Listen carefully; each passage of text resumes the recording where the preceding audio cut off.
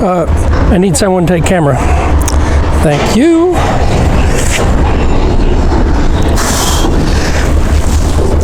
Okay.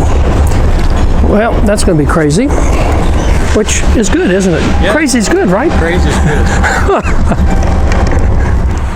Well, obviously we're shooting sunrise this morning, and I'm shooting through a cyclone fence. If I get too small a physical aperture, too large a number, if I get too much in focus, you actually see the cyclone fence becomes very, very noticeable. So I'm shooting at a half a second at f10, and it's working pretty well. Sunrise happens so quickly. It's actually 10 minutes after 6. Sunrise is at 6:32 this morning. So you can see I always talk about starting 15 minutes early. We're actually 20 minutes early. I've already been shooting a little bit. Of course, sunrise is absolutely fantastic. This is not the direction we wanted to be shooting originally, because we were going to be photographing a structure behind us that loads the cars up. But we definitely didn't want to miss that sunrise. It is beautiful. You know, we listened to the weather forecast last night. It said it was going to be cloudy in the morning, and I knew that we were either going to have a great sunrise or it'd be too cloudy. If the sun is above the clouds, it doesn't work very well. But this is really lovely. Quite an amazing morning. We're very, very fortunate when you come out like this.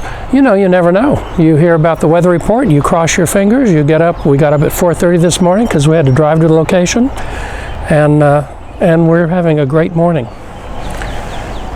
I'm excited. I'm so excited. I just can't hide it. And I'm going to goof around and miss it. I wish I could get above this whole thing. That'd burn it. I wonder if I could. Can you hand me my camera when I get up here? Yes, sir. It's just a little slippery, but with the ooh, that's shaking.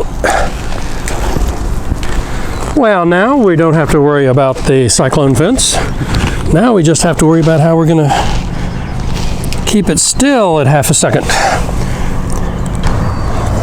Oh, I'm sure I'd just look marvelous up here.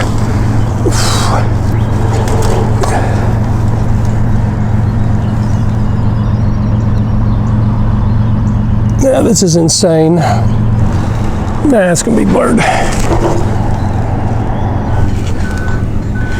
This might just show how dumb I am.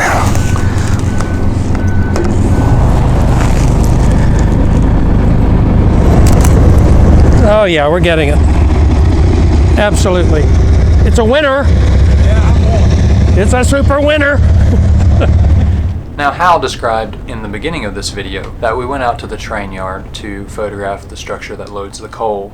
Hal and I decided that that should be a separate video, so we made this video showing how we captured the sunrise. Now, Hal will describe how we processed this image using Vivesa 2. We wanted to show you what we were going to do with this image that we photographed this morning. Again, this was a total surprise to us. This was not what we were planning on shooting. It's just a spectacular sunrise. Can't say it's a very exciting subject. I sure wish, if I had known that sunrise was going to be like that, we would have found ourselves a much better location. But because the sunrise was so spectacular, we just wanted to show you what we could do with it. And so I've gone into Vivesa 2, which is one of the older versions of Vivesa. And if you're not familiar with Vivesa, I'll tell you about it a little bit. I taught college photography for 3 years. And a lot of the students were older students. And I was afraid that my older students, if they didn't use it every day, they would really forget what they had learned. And I wanted them to be able to go back home when that class was over and feel very comfortable with a program that they would know very well and be able to do great work with. Vivesa is so easy to learn. You can take about 15 minutes and learn how to use this program. It's much easier than Photoshop. So let me explain it to you a little bit. We have the image open on Vivesa.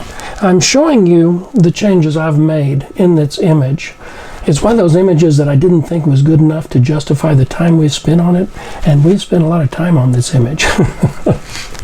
So, it's a fine thing to say, isn't it? All these little points are areas that I've made corrections, and the way I was able to create a point is you go up into the top right-hand corner where it says add a control point, and you click on that little add a control point, and you bring it over here, and you click on wherever you want to make a correction.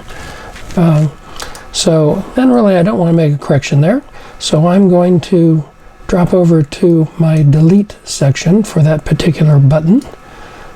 But we will go back and explain, what we've done with some of the other buttons. I felt to make this an interesting image, we needed to create a lot more reflection on the tracks and on the train itself, because it's the lines, kind of an abstract artistic line that draws your eye into the sunrise.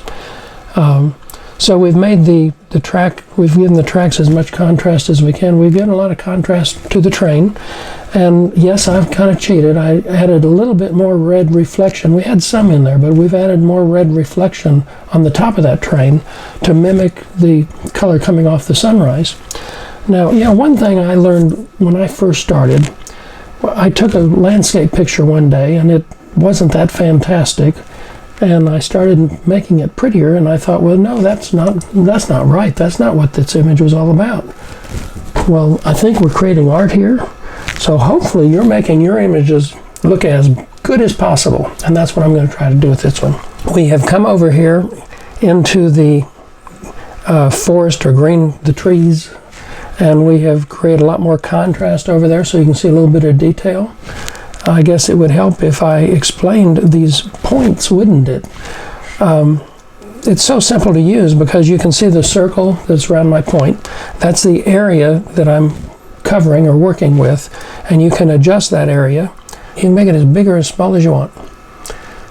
And then you come down to the brightness, and you can change the brightness any way you want. You can go down to contrast after that.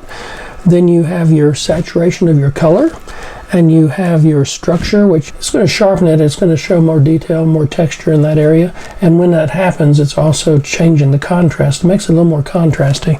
So as you toy with each one of these, you might have to go back and toy with one that you played with earlier as you see the changes. Then you have your shadow adjustments, which will add detail in your shadow areas. You have the warmth. If you don't want to just change a certain color, you can make it warmer or cooler. You can also go down to red, and you can make more red or more cyan. If you add red, of course, you get red. If you take away red, you get cyan. That's the complementary or the opposite color. And the same way with green, which if you add green, you get green. If you take green away, you get magenta.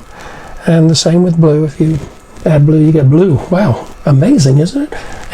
And if you take blue away, you get yellow. Again, it's the complementary color, so it's a subtractive color process. And then, of course, you have your hue on the bottom. So the neat thing about this is you don't have to change tools like you do in Photoshop. You can do all this at one time, and you've taken care of your corrections in that one area. So we've done that with all these areas. I guess I should just show you what it looked like before we started playing with it. So we'll go up here to the preview button, and we'll click on preview, and you can see it's much flatter. We went into these areas, and the fog was rolling in that morning. It wasn't more of a haze than a fog. We've made that more distinct, but you can see before it's much flatter lighting. So I've actually added contrast to pop the rails up and the train up, lead your eye into the picture more. A little more contrast over here in the forest area. Get some highlights in there so we can see some depth and detail over there. Did the same with the mountain back here. Added a little more contrast. It doesn't show up nearly as much as it did on the other side. But that's what we've done with that, with what we had to work with that day. It sure was a spectacular sunrise. Appreciate y'all joining us, and if you like what we're doing, we sure hope that you will share it with your friends. We certainly need every subscriber that we can get, and hopefully we will see you next time with an even more interesting video on photography. Thanks for joining us. Bye-bye.